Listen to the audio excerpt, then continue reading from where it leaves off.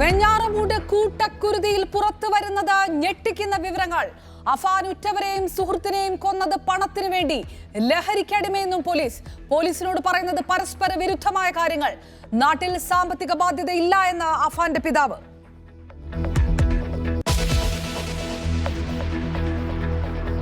നടന്നത് അതിക്രൂരമായ കൊലപാതകങ്ങൾ. ഷോള് കുരുക്കിയും ചുറ്റിക കൊണ്ട് തലക്കടിച്ചും.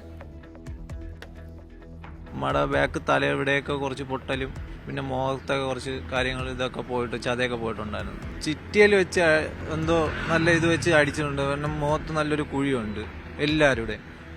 മറ്റേ പയ്യൻ്റെ കണ്ണ് ഒരു കണ്ണില്ല, ഒരു കണ്ണ് മാത്രം നല്ല തുറന്നിരിപ്പുണ്ട്, ഒരു കണ്ണ് ഫുൾ അങ്ങ് അകത്ത് പോയി. ഇൻക്വസ്റ്റ് പൂർത്തിയാക്കി മൃതദേഹങ്ങൾ മെഡിക്കൽ കോളേജിലേക്ക് മാറ്റുന്നു.